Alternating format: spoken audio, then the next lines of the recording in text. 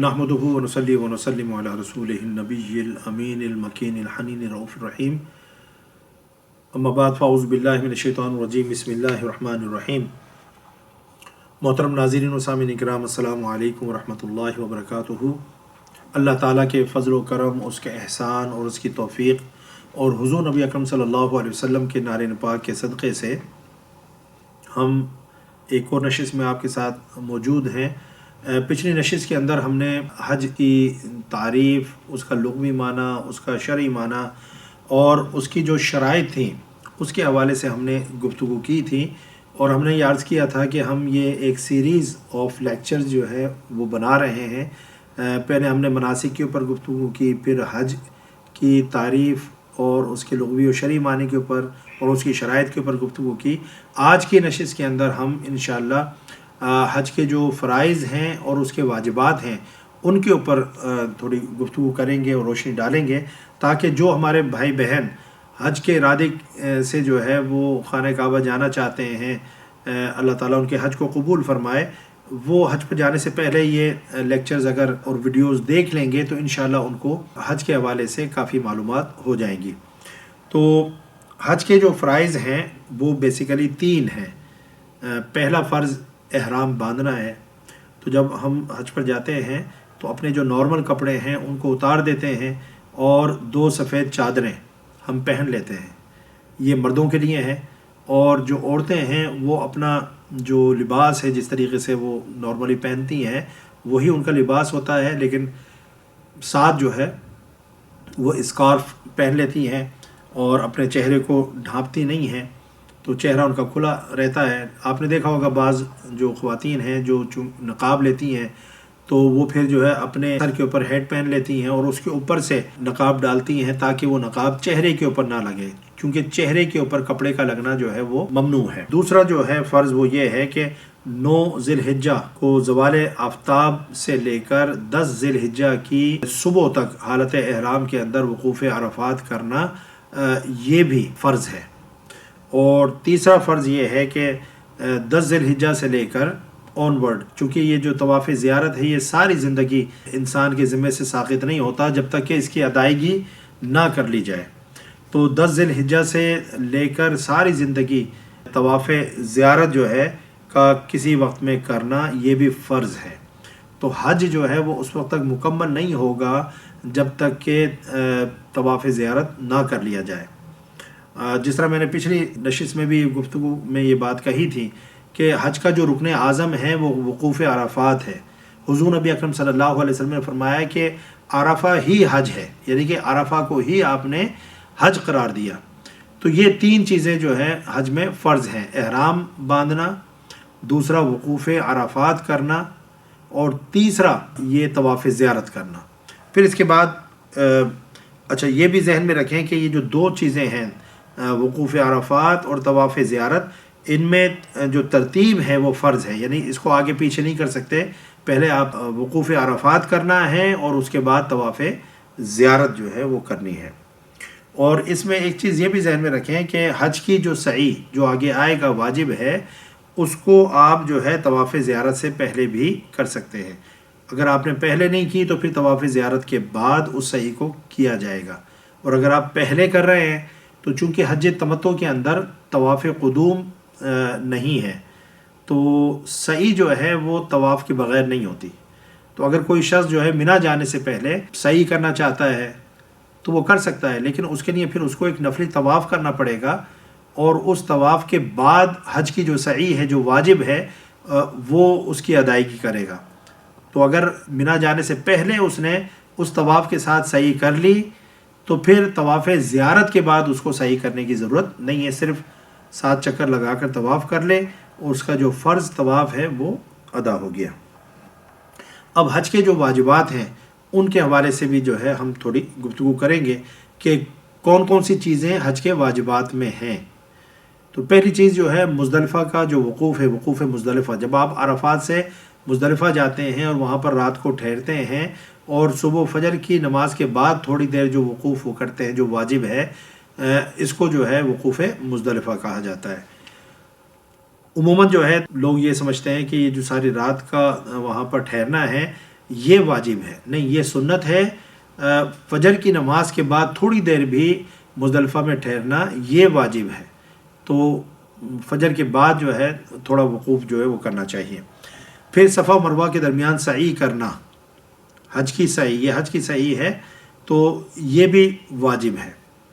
پھر تیسرا واجب وہ جمرات کی رمی کرنا ہے، یعنی جمرات کی رمی کرنا، رمی کہتے ہیں پھینکنے کو، اور جمرات وہ جو 3 شیطان ہیں، یہ چھوٹا، درمیانہ اور بڑا شیطان، ان تینوں کو کنکریاں مارنا یہ جمرات کہلاتا ہے، یہ بھی واجب ہے۔ اس کے علاوہ جو ہے طواف وداع کرنا، اس کو طواف صدر بھی بولتے ہیں، کہ جب انسان جو ہے حج کی ادائیگی اور فرض کی جو ہے ادائیگی کے بعد مکہ کو چھوڑتا ہے، اپنے ملک واپس آ رہا ہے، یا جو لوگ ابھی مدینہ پاک نہیں گئے ہیں وہ وہاں جانا چاہتے ہیں، تو وہ رخصت ہونے سے پہلے، مکہ کو چھوڑنے اور الوداع کہنے سے پہلے وہ جو طواف کرتے ہیں، یہ طواف کرنا بھی واجب ہے۔ پھر سر منڈانا یا بال کٹوانا، یہ دونوں میں سے کوئی بھی جو ہے آپ کر سکتے ہیں، پورا سر شیو بھی کروا سکتے ہیں، یہ زیادہ افضل ہے، اور اگر چوتھائی سر کے بال کٹوا لیں تو یہ بھی جو ہے جائز ہے۔ اسی طریقے سے میقات، یعنی وہ پوائنٹس جہاں سے آپ احرام پہنے بغیر نہیں گزر سکتے، وہ میقات کہلاتے ہیں، تو اس سے پہلے احرام کو باندھ لینا یہ بھی حج کا جو ہے واجب ہے۔ پھر غروب آفتاب تک جو ہے میدان عرفات میں وقوف کرنا، ایک تو فرض ہے نا کہ آپ تھوڑی دیر بھی اگر میدان عرفات کے اندر رہے تو آپ کی فرضیت وہ ادا ہو گئی، ٹھیک ہے نا، لیکن زوال سے لے کر غروب آفتاب تک میدان عرفات کے اندر ٹھہرنا، عبادت کرنا، یہ وقوف جو ہے یہ واجب ہے۔ پھر طواف کی جو ابتدا ہے، جب آپ طواف کرتے ہیں تو اس کی ابتدا حجر اسود سے کرنا، بالکل آپ حجر اسود کے سامنے کھڑے ہو کر استلام کریں گے اور پھر طواف کی جو ہے ابتدا کریں گے۔ پھر دائیں جانب سے آپ استلام کرنے کے بعد دائیں طرف سے طواف کرتے ہیں اور چکر لگاتے ہیں، بائیں طرف سے نہیں کرتے، تو واجب ہے کہ دائیں طرف سے اس کو شروع کیا جائے۔ پھر اگر عذر نہ ہو، بندہ صحت مند ہے، بیمار نہ ہو، تو پھر اپنے پاؤں پر چل کر، اپنے قدموں پر چل کر طواف کرنا یہ بھی واجب ہے۔ ہاں اگر کوئی بیمار ہے تو اس کو رخصت ہے، وہ کسی گاڑی میں، کسی سواری میں بیٹھ کر طواف کر سکتا ہے۔ پھر باوضو طواف کرنا، بعض نے اس کو واجب میں لیا ہے، بعض نے اس کو سنت میں بھی لیا ہے، تو باوضو طواف کرنا۔ پھر پاک کپڑوں کے ساتھ طواف کرنا، یعنی کپڑے جو آپ کے ہیں، احرام ڈیفینیٹلی آپ پہنے ہوئے ہیں، تو وہ احرام جو ہے وہ پاک اور صاف ہونا چاہیے، اس کے اوپر کوئی گند لگی ہوئی نہیں ہونی چاہیے۔ پھر اپنی شرمگاہ کو ڈھانپ کر رکھنا۔ اچھا، اس میں یہ ذہن میں رکھیں، جو مرد حضرات احرام جو پہنتے ہیں تو وہ احرام کو جو نیچے آپ چادر پہن رہے ہیں اس کو اتنا اوپر باندھیں کہ آپ کی جو ناف ہے، بیلی بٹن ہے، وہ کورڈ ہو، کیونکہ مرد کا جو سطر ہے عموماً دیکھنے میں یہ آیا ہے، اور خاص طور پر جن کے پیٹ جو ہے ذرا بڑے ہیں، کہ ان کا جو احرام ہے وہ نیچے لٹکا رہتا ہے اور ان کی ناف جو ہے وہ نظر آ رہی ہوتی ہے، یہ حرام ہے، یہ سطر جو ہے ان کا ڈھکا ہوا ہونا چاہیے۔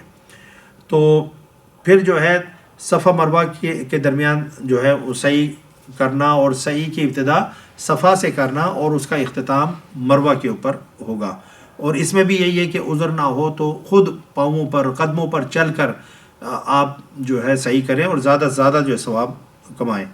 پھر حج قران اور حج تمتع، چونکہ آپ عمرے کو حج کے ساتھ جوائن کر رہے ہیں اور ایک سفر کے اندر حج کے ساتھ ساتھ عمرے کا بھی یعنی کہ ثواب حاصل کر رہے ہیں، تو اس نعمت کے اوپر شکرانے کے طور پر ایک جانور دیا جاتا ہے، آپ بکرا، بکری، دمبا جو بھی ہے، ایک حصہ جو ہے وہ قربان کریں گے۔ لیکن یہ وہ قربانی نہیں ہے جو آپ عید الاضحیٰ کے اوپر دیتے ہیں، چونکہ عید الاضحیٰ کی جو قربانی ہے وہ مسافر کے اوپر نہیں ہے، وہ مقیم کے اوپر ہے، تو وہ لوگ جو حج کی ادائیگی کے لیے گئے ہوئے ہیں، تو وہ جو جانور ذبح کرتے ہیں وہ حج تمتع کے شکرانے کے طور پر ہے۔ عید الاضحیٰ کی جو قربانی ہوتی ہے وہ نہیں ہے۔ اگر وہ عید الاضحیٰ کی قربانی بھی دینا چاہتے ہیں، ان کے پاس وسائل ہیں، تو وہ قربانی الگ سے کریں۔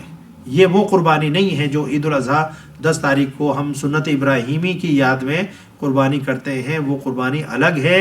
یہ جو جانور ذبح کر رہے ہیں، یہ چونکہ ہم نے حج کے ساتھ عمرہ بھی کیا ہے، اس نعمت پر ہم اللہ کا شکر ادا کر رہے ہیں۔ پھر 7 چکر لگانے کے بعد جو ہے 2 رکعت نفل پڑھنا، یا آپ نے 7 چکر جو طواف کے لگائے تو اس کے بعد مقام ابراہیم کے پاس آ کر یا کہیں پر بھی جہاں پر جگہ ملے 2 رکعت نماز جو ہے ادا کرنا غیر مکروہ وقت کے اندر، یہ واجب ہے۔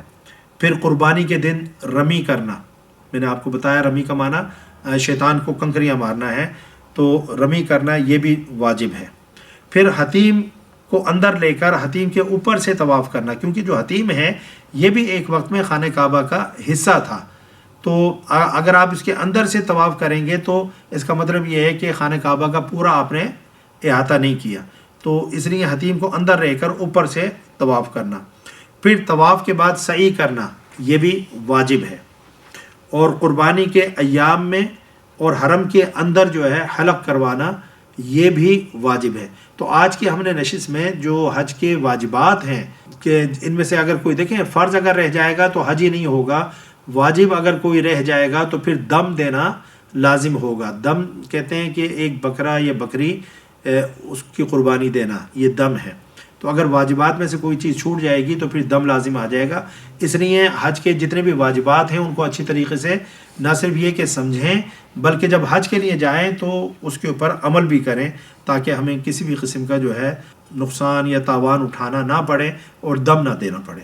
اللہ تعالی ہم سب کو جو ہے حج کے جو مناسک ہیں ان کو سمجھنے کی، ان کو سیکھنے کی توفیق عطا فرمائے۔ وما علیہ الا البلاغ۔ السلام علیکم ورحمۃ اللہ وبرکاتہ۔